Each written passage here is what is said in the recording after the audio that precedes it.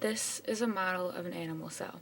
It is a eukaryotic cell because it contains membrane-bound organelles such as the nucleus. The nucleus, represented by the white cotton ball, is made up of proteins and ribonucleic acids. Its function is to transcribe RNA and combine it with proteins to form incomplete ribosomes. It is found in the nucleus and takes up 25% of its volume. The nucleus is represented by the green paint and is a membrane-bound structure that contains the cell's biological information such as DNA. It controls the cell's growth and reproduction. The nucleus is surrounded by the nuclear envelope, which is a membrane that separates the nucleus and cytoplasm. It takes up about 10% of the entire cell's volume. Ribosomes, represented by the small blue cotton balls, link amino acids to form polypeptide chains. They are very small and can number in the millions in one cell. Vesicles, represented by the purple paint, is a small bubble within the cell, enclosed by lipid bilayer. These fuse with plasma membrane to release contents outside of the cell. Endoplasmic reticulum folds protein molecules in sacs called systemae and transports synthesized proteins in vesicles to the Golgi body. They are about 3 to 10 micrometers in width.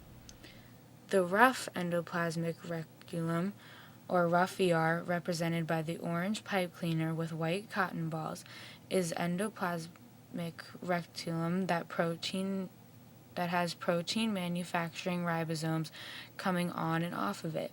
The smooth ER, represented by the orange pipe cleaner, does not have ribosomes and functions off of lipid metabolism.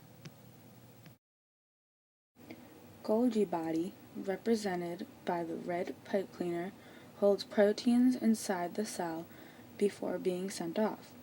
It is about 7 nanometers and is composed of stacks of 40 to 100 membrane-bound structures. Cytoskeleton, represented by the yellow and black tubes, forms flagella and transports vesicles and helps with the cellular division. It is about 5 micrometers.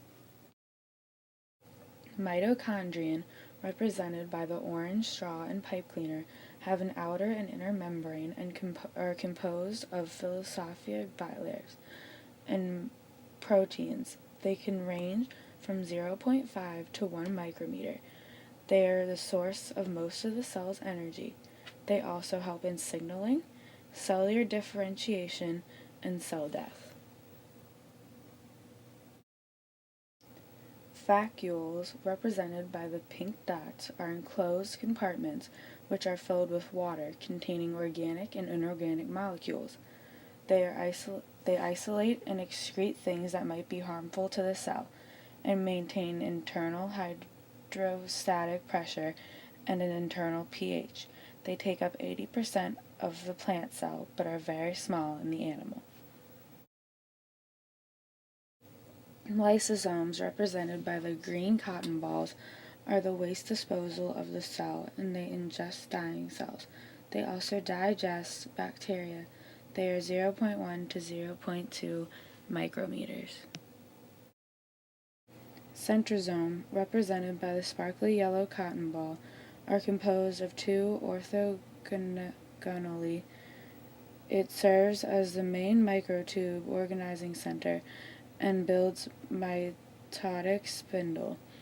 The size is controlled by the limiting component mechanism. Cell membrane, represented by the black paint, separates the inside of the cell from the outside and selects what can enter and exit the cell. It surrounds the entire cell. Plant cells have cell membrane, nucleus, cytoplasm, mitochondria, endoplasmic reticulum, ribosomes, nuclear membrane, Golgi bodies, and vacuoles like animal cells. The vacuole, however, takes up 80% of the plant cell, unlike the animal. Amnioplasts, represented by the red cotton ball, are responsible for the synthesis and storage of starch and converts it to sugar. These are non-pigmented organelles. The cell wall is the outer layer of the cell represented by the yellow paint. It is stiff and non-living. It protects and supports the cell and allows oxygen and water through. Chloroplasts are organelles that's main role is to conduct photosynthesis by taking in sunlight. It is an oval-like structure that contains chlorophyll, represented by the orange pipe cleaner. Plant and animal cells both contain cell membrane, nucleus, cytoplasm, mitochondria, endoplasmic reticulum, ribosomes, nuclear membrane, Golgi bodies, and vacuoles. Unlike plant cells, animal cells contain cytoskeleton and vesicle, and unlike animals, plants have chloroplasts and amnioplasts and cell wall.